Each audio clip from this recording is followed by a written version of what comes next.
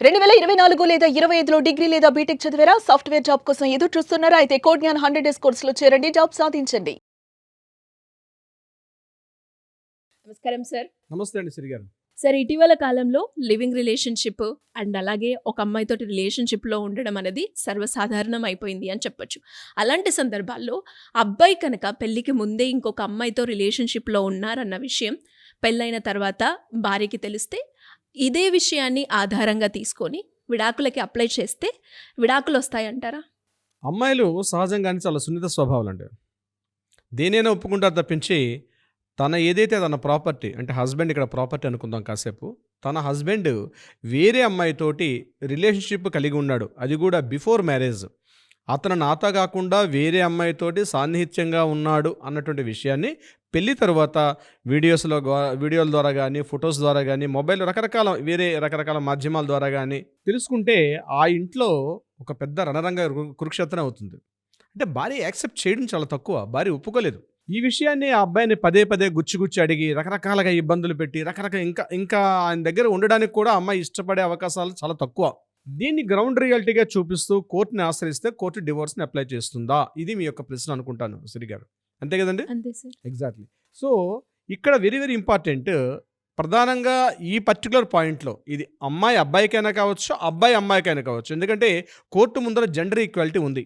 అంటే ఇది కేవలం మీరు అడిగే క్వెషన్ ఇక్కడ అబ్బాయి వైపు అడిగారు గానీ, ఇది అమ్మాయికి కూడా వర్తిస్తుంది. ఇప్పుడు నేను చెప్పే ఆన్సర్ అమ్మాయి కూడా బిఫోర్ మ్యారేజ్ ఆ అమ్మాయి వేరే అబ్బాయితో కలిసి ఉన్నటువంటి రిలేషన్‌షిప్ గాని చూస్తే ఈవెన్ అబ్బాయి కూడా ఎట్టి పరిస్థితుల్లో కూడా టాలరేట్ చేయలేడు. దాన్ని సహించలేడు, అంగీకరించలేడు.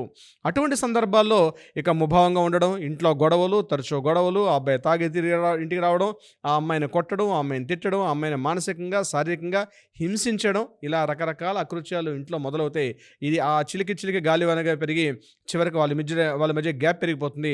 ఆ గ్యాప్ కోసం కోర్టును ఆశ్రయిస్తారు, అడ్వకేట్‌ని ఆశ్రయిస్తారు, కోర్టులో డివోర్స్‌కి వెళ్తుంది. సో, ఇక్కడ కోర్టును ఆశ్రయించే సందర్భంలో ఈ యొక్క రిపోర్ట్‌ని ఏదైతే ఈ యొక్క కారణం రీత్యా అంటే బిఫోర్ మ్యారేజ్ వేరే పర్సన్‌తో రిలేషన్‌షిప్‌లో ఉన్నారు. శారీరకంగా కావచ్చు, ఏ రకంగా కలిసి ఉంటే దాన్ని రియాలిటీగా చూపిస్తూ, దాన్ని గ్రౌండ్ రిపోర్ట్‌గా చూపిస్తూ డివోర్స్ అడిగితే కోర్టు ఇస్తుందా? ఎగ్జాక్ట్‌లీ. ఈ ఒక్క రిపోర్ట్ కారణంతోటి ఎట్టి పరిస్థితుల్లో కూడా కోర్టు అన్నది డివోర్స్ ఇష్యూ చెయ్యదు. గుర్తుపెట్టుకోవాల్సిన పాయింట్.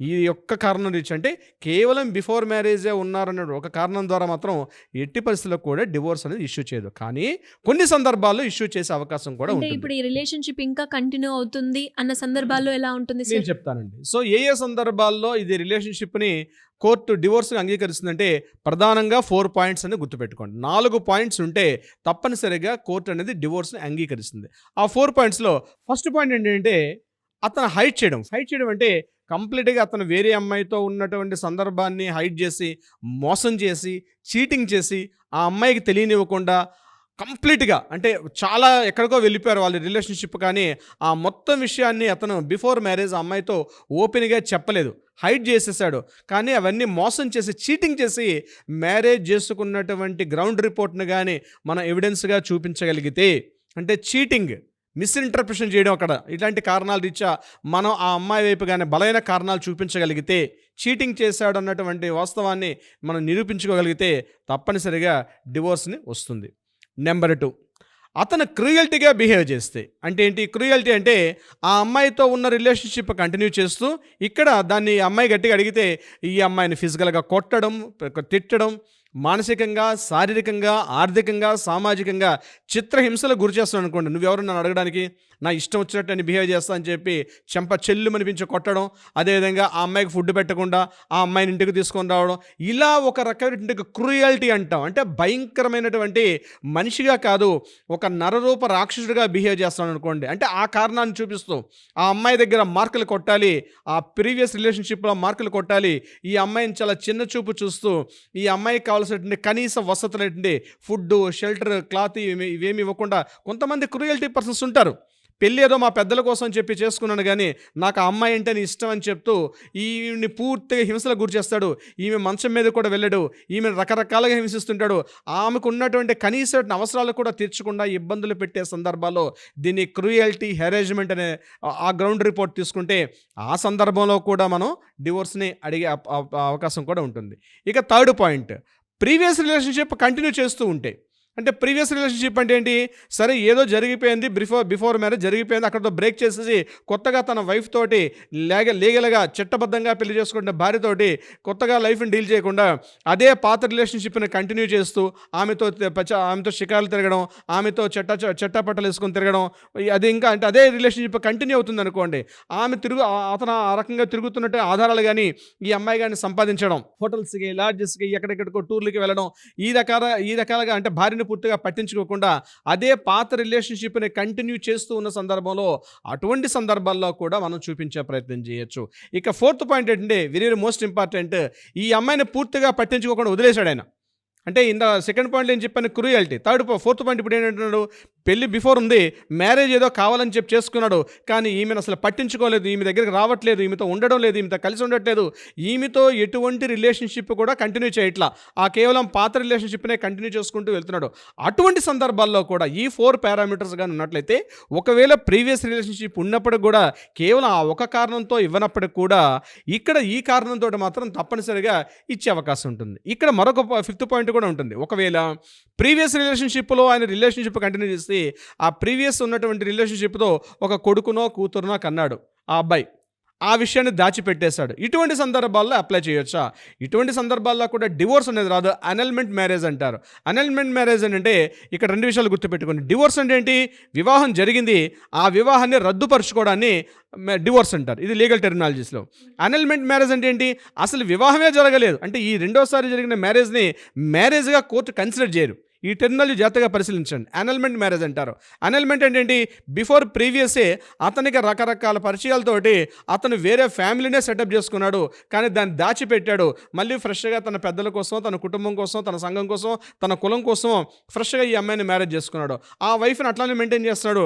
ఆ వైఫ్ని అక్కడే ఆ అమ్మాయితో కూడా మ్యారేజ్ చేసుకున్నాడు, ఆ అమ్మాయితో కూడా పిల్లల్ని కన్నాడు. అట్ ద సేమ్ టైం ఇక్కడ ఈ రిలేషన్షిప్ కూడా ఉంది. ఇప్పుడు ఏదైతే చట్టబద్ధంగా పెళ్లి చేసుకున్నాడో పెద్దల సమక్షంలో నుండి ఈ మ్యారేజ్ని డివోర్స్ అనే వర్డ్ కాకుండా అనల్మెంట్ మ్యారేజ్ అంటే ఈ మ్యారేజ్ని మ్యారేజ్గానే కన్సిడర్ చేయదు కోర్టు.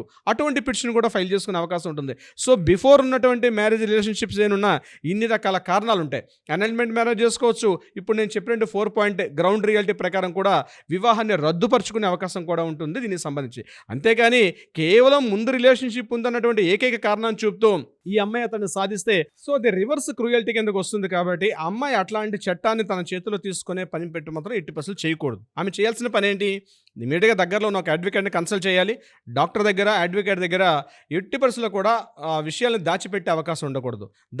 డాక్టర్ దగ్గర దాచిపెడితే ఆ రాంగ్ మెడిసిన్ వస్తుంది, అడ్వకేట్ దగ్గర రాంగ్ ఇన్ఫర్మేషన్ ఇస్తే రాంగ్ సెక్షన్స్ నమోదవుతాయి, మనం అనుకునే పర్పస్ లేకుండా అది మిస్ఫైర్ అయ్యే అవకాశం కూడా ఉంటుంది. అందుకని మేమేమంటామంటే ఇటువంటి ఏ రకాలుగా ఉన్నా మీరు ప్రతిసారి క్లీన్ హ్యాండ్స్ తోటి అడ్వకేట్ని నేను ఐఎమ్ క్లీన్ చీట్ అని కాకుండా విషయాన్ని పూర్తిగా సమగ్రంగా కానీ అడ్వకేట్తో చర్చించగలిగితే అడ్వకేట్ మీకు కావాల్సినటువంటి మంచి గైడెన్స్ ఇచ్చే అవకాశం కూడా ఉంటుంది. సో 4 పాయింట్స్ ఇప్పుడు నేను చెప్పాను. ఆ 4 పాయింట్స్ కాకుండా 5వ పాయింట్ ఏంటంటే ఒక రిలేషన్షిప్ ఉంటే దాన్ని అనల్మెంట్ చేసుకోవచ్చు. సో అది అనల్మెంట్ మ్యారేజ్ చేయాలా, డివోర్స్ ఫైల్ చేయాలంది మీకు దగ్గర కొట్టిన అడ్వకేట్ని కన్సల్ట్ చేస్తే అడ్వకేట్ ఖచ్చితంగా మీకు ఒక రకమైన గైడెన్స్ ఇస్తాడు. దాన్ని బట్టి మ్యారేజ్ ఎలా ఉండాలనే విషయం మీద ఒక అవగాహన వస్తుంది. సిరి గారు, ఇప్పుడు మీరు అన్నట్టుగానే ఇలాంటి సిచ్యువేషన్లో ఎవరైనా కూడా ఇలాంటి ప్రాబ్లంతో ఫేస్ చేస్తూ ఉండి లీగల్ పరంగా ముందుకు వెళ్ళాలి అంటే ఎలా ఉంటుంది, ఏ విధంగా ఉంటుంది ప్రొసీజర్, ఎన్ని డేస్ పడుతుంది అనేవి చాలా క్వశ్చన్స్ ఉంటాయి. అలాంటి వాళ్ళు ఎవరైనా కూడా మిమ్మల్ని అప్రోచ్ అవ్వాలి అంటే ఏ విధంగా ఉంటుందంటారు సార్? తప్పనిసరిగా సిరి గారు కింద స్క్రోల్ అవుతుంటే మనకు కాంటాక్ట్ చేయండి. తప్పనిసరిగా లీగల్ టీమ్ మీకు అప్రోచ్ అవుతారు. కావాల్సినటువంటి సలహా సంప్రదింపులు కూడా ఇచ్చే ప్రయత్నం చేస్తారు. అదీ కాకుండా కోర్టులో ఏదైనా వివాదాలు ఉంటే వాటికి కూడా పరిష్కారం చూపించే ప్రయత్నం చేస్తారు. సిరి గారు, thank you sir, thank you so much. Thank you so much అండి.